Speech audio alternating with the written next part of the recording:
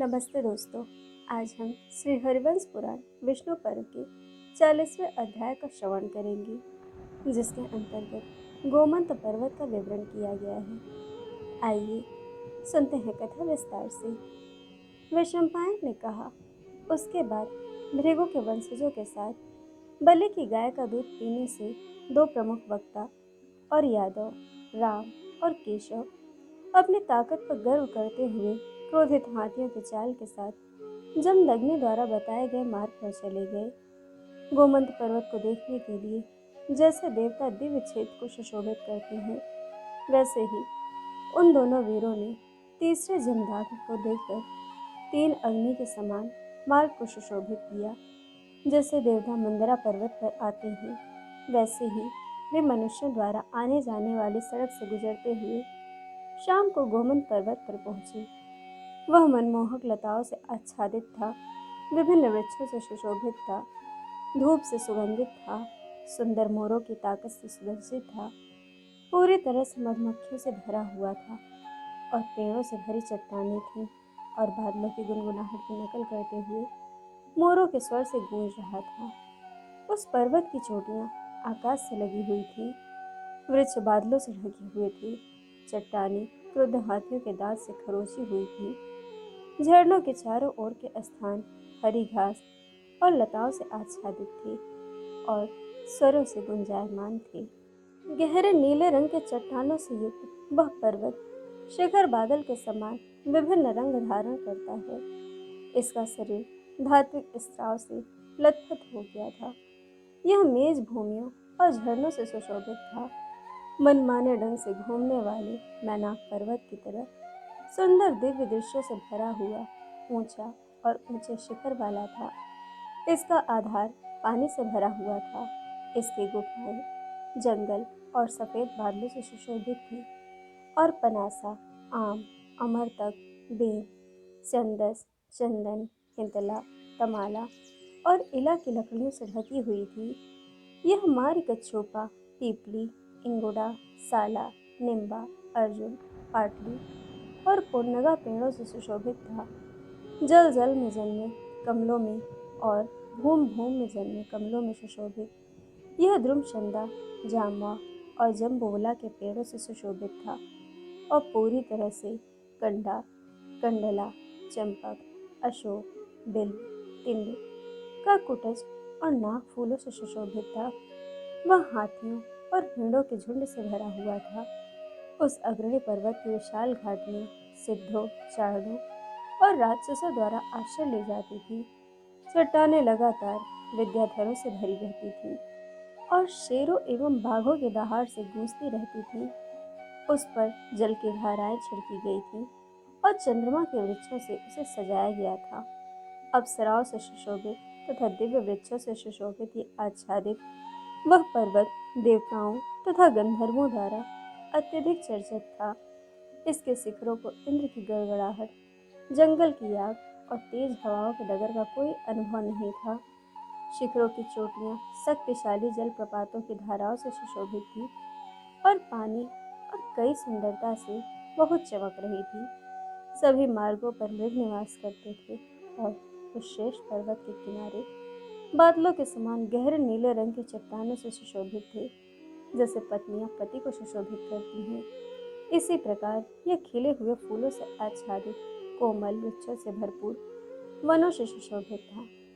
कहीं कहीं इसके शिखर गुफाओं और वनों से सुशोभित थे, जैसे कोई पुरुष अपनी पत्नी के साथ जड़ी बूटियों से दीप्तिमान और तपस्वियों से युक्त हो।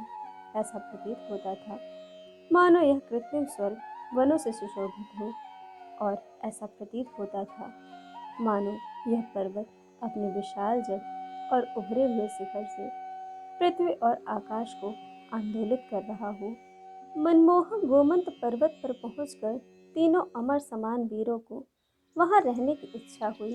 तदनंतर जैसे पक्षी आकाश की ओर ऊंचे उड़ जाते हैं, उसी प्रकार विंता के पुत्र की भांति वे अपने मार्ग में किसी भी प्रकार की बाधा न पड़े बलि बल और शक्ति के साथ उस सर्वोत्तम पर्वत पर जा पहुँचे। देवताओं की भांति पर्वत के उस उत्तम शिखर पर चढ़ते हुए उन्होंने बिना किसी विलंब के वहां अपने मन के अनुसार निवास स्थान बनाया। पर्वत के शिखर पर यादवों को तैनात देखकर जमदग्नि के महान पुत्र परशुराम ने अपने उदार विचार व्यक्त करने की दृष्टि से कहा, हे मेरे बालक भगवान कृष्ण, अब मैं सुरपारका नगर की मरम्मत करूंगा। यदि तुम देवताओं के साथ युद्ध में भी उतरोगे तो भी तुम पराजित नहीं होगे। हे माधव, रास्ते में तुम्हारे पीछे आने में मुझे जो प्रसन्नता प्राप्त हुई है उससे मेरा यह अमर शरीर धन्य हो गया है। वह युद्ध जिससे तुम शस्त्र प्राप्त करोगी और जो देवताओं के आदेशानुसार राजाओं के परलोक के लिए होगा, यही होगा। हे विष्णु, हे कृष्ण, देवताओं और मनुष्यों में श्रेष्ठ लोगों द्वारा स्तुत किए जाने पर क्या आप सामान्यतः मनुष्यों के नैतिक वचनों को सुनते हैं? हे कृष्ण, क्या आप स्वयं अपने शक्ति से अपने हथियार धारण करते हैं और युद्ध में अपना भयानक रूप धारण करते हैं? जब आप अपने उठे हुए चक्र और गदा को लेकर युद्धस्थल में खड़े होंगे, तब आपके सुगठित 8 भुजाओं को देखकर देवताओं के राजा भी भयभीत हो जाएंगे। मैं धर्मपरायणों में अग्रणी, आज से आप दिव्य नगर में निवास कर रहे हैं और देवताओं के हित में दुनिया में अपनी महिमा स्थापित करने के लिए अपनी यात्रा शुरू कर रहे हैं। हे वक्ताओं में अग्रणी, हे विशाल भुजाओं वाले गोविंद, क्या आप अपने ध्वज दंड पर प्रतीक्षा करने के लिए विंदा के पुत्र को शीघ्रता से बुलाते हैं? क्योंकि जिन राजाओं के जीवन का उद्देश्य धृतराष्ट्र के पुत्रों की अधीनता में रहकर युद्ध करना है, वे मानव स्वर्ग के नगर की ओर मुख करके युद्ध की प्रतीक्षा कर रहे हैं। मानव वैधव्य से युक्त तथा एक बाल की चोटी से युक्त राजाओं के भावी विनाश को देखकर पृथ्वी तुम्हारी प्रतीक्षा कर रही है। हे कृष्ण, हे शत्रुओं के संहारक, जब आप मानव रूप धारण करके युद्ध के मैदान में उपस्थित होंगे तो शत्रुतापूर्वक नक्षत्रों से युद्ध क्षत्रिय बिना सिकुड़े हर्षित भाव धारण करेंगे।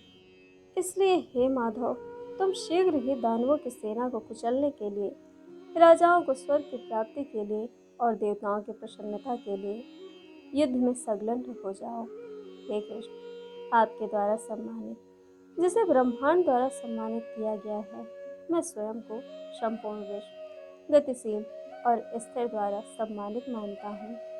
हे विशाल बाहुओं वाले, जब तुम इकट्ठे हुए राजाओं से लड़ोगे तब मुझे स्मरण करना। मैं आपके उद्देश्य की सिद्धि के लिए प्रयत्न करूँगा। काम में सभी थकावट महसूस न करने वाले कृष्ण ने ऐसा कहकर जमदग्नि पुत्र राम ने अपने इच्छित स्थान की ओर प्रस्थान किया। तो दोस्तों, इस प्रकार श्री हरिवंश पुराण विष्णु पर्व का 40वां अध्याय पूर्ण हुआ। कथा आपको कैसी लगी यह हमें कमेंट करके जरूर बताइएगा और चैनल को सब्सक्राइब, वीडियो को लाइक शेयर करना बिल्कुल मत भूलिएगा। वीडियो देखने के लिए आप सभी का बहुत बहुत धन्यवाद। जल्द मिलेंगे कथा के अगले अध्याय के साथ।